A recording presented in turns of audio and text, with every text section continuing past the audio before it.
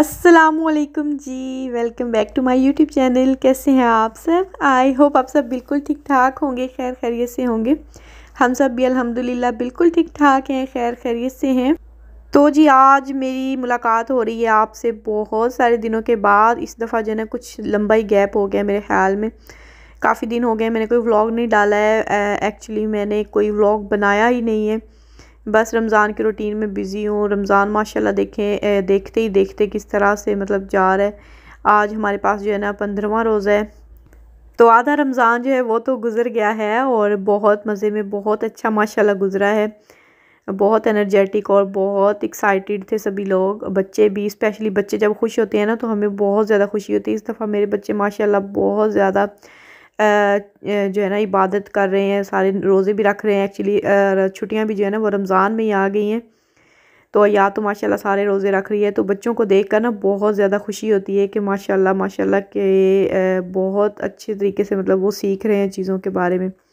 तो दरमियान में इतने सारे दिन व्लॉग अपलोड ना करने की एक वजह ये भी है कि बच्चों के साथ जो है मैं काफ़ी ज़्यादा बिज़ी हूँ। इस दफ़ा जो है ना वो खुद इंटरेस्ट ले रहे हैं चीज़ों के बारे में और मैं भी उनकी बहुत ज़्यादा हेल्प कर रही हूँ इन चीज़ों के बारे में, समझने के बारे में, पढ़ने के बारे में। कुरान पाक जो है वह मैं उनको पढ़ा रही हूँ साथ साथ। वैसे तो वो स्काइप पे पढ़ते हैं कारी साहब के पास, लेकिन अगर आप खुद तवज्जो नहीं ना देते तो ज़ाहिर सी बात है बच्चे फिर उतना ही पढ़ते हैं जितना वो पढ़ाते हैं। लेकिन अभी मैं उनसे कुरान पाक भी सुनती हूँ रोज़ सुबह के वक़्त, और साथ साथ जो है नमाज़ें माशाल्लाह वो सारी पढ़ रहे हैं। तो बच्चों को टाइम जो है ना वो देना बहुत ज़्यादा ज़रूरी है। बाकी चीज़ें जो है ना वो तो फिर सारी ज़िंदगी चलती ही रहती हैं।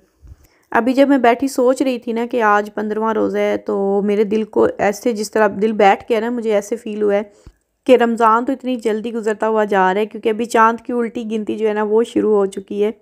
और ये जो रमज़ान के आखिरी 15 दिन होते हैं ना, इनका तो बिल्कुल पता ही नहीं चलता है, इतनी जल्दी गुजरते हैं, बिल्कुल समझ नहीं आ रही होती, क्योंकि बहुत सारे काम हम लोग कर रहे होते हैं। ईद की तैयारियां भी साथ साथ कर रहे होते हैं, साथ साथ फिर इफ्तार दावत भी चल रही होती हैं। क्योंकि पहले जो होता है ना अशरा मेरे ख्याल में, उसमें तो फिर हम सोच ही रहे होते हैं कि चलो आराम से इफ्तारियां जो करवाएंगे, लेकिन जैसे जैसे दिन गुजरते हैं तो फिर जो है ना वो टाइम कम लगने लगता है। तो खैर आज का व्लॉग मैंने सहरी से स्टार्ट किया था, और सहरी में ज़्यादातर मैं पराठे बनाती हूँ अपने और हस्बैंड के लिए। एक एक पराठा बनाती हूँ।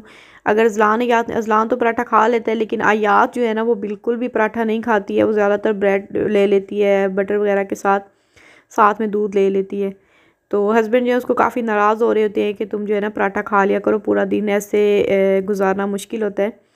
लेकिन पराठा अगर उसको दें ना तो फिर वो 2 से 3 वाले ही लेती है। तो मैं फिर कहती हूँ चलो इससे तो बेहतर है कि वो ब्रेड खा ले, कम से कम 2 ब्रेड तो वो खा ही लेती है छोटे।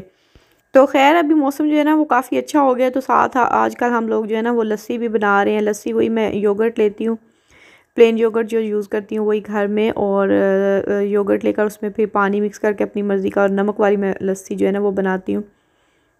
मीठी लस्सी जो है ना वो हमारे घर में किसी को भी पसंद नहीं, किसी को क्या मतलब हस्बैंड ने और मैंने ही जस्ट पीनी होती है। लेकिन सहरी के वक्त जो है ना लस्सी पीने का बहुत मज़ा आता है, सुकून आ जाता है पीकर।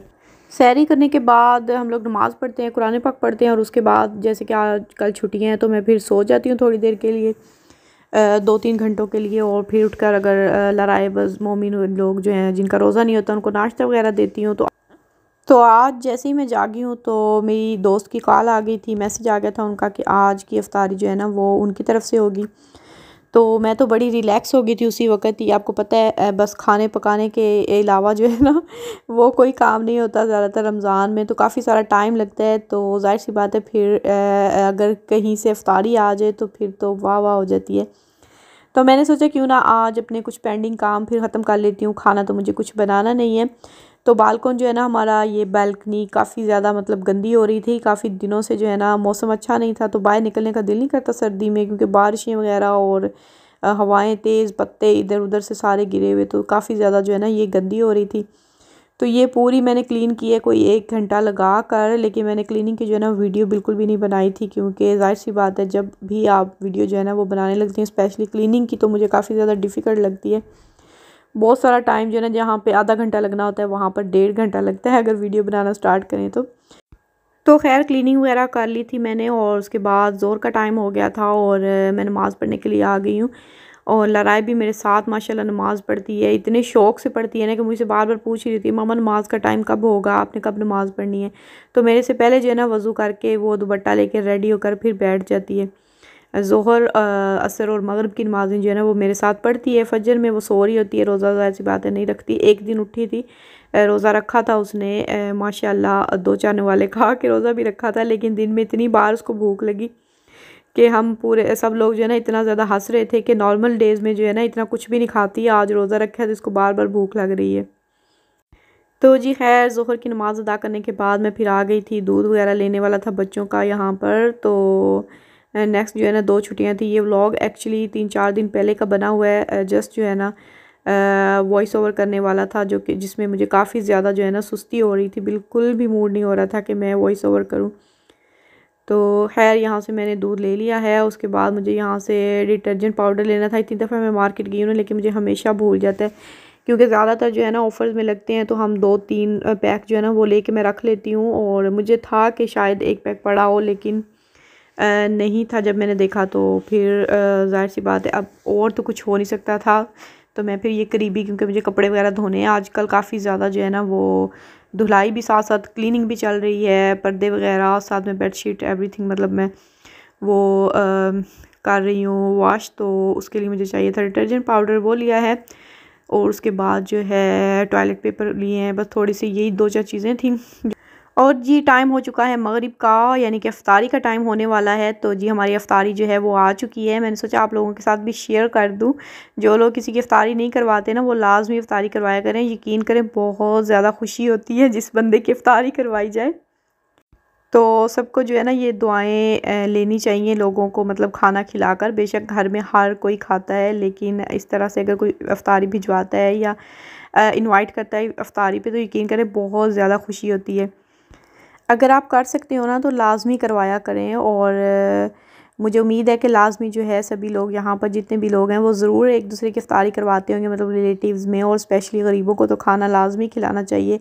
पाकिस्तान में तो इतनी ज़्यादा खुशी होती है, वहाँ पर तो देगें पकती हैं, और गरीबों में जब इफ्तारी के वक्त जो है वो खाना तकसीम किया जाता है तो बहुत ही दुआएँ मिलती हैं और बहुत खुशी होती है।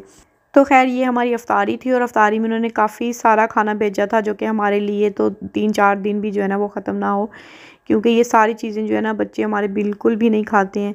तो उन्होंने तो जस्ट जो है वो पुलाव खाया था, वो भी नखरे करके, क्योंकि ज़्यादातर जो ये लोग जो है ना बिरयानी खाते हैं। मैं हमेशा से जो है ना बिरयानी बनाती हूँ, पुलाव बहुत कम बनाती हूँ।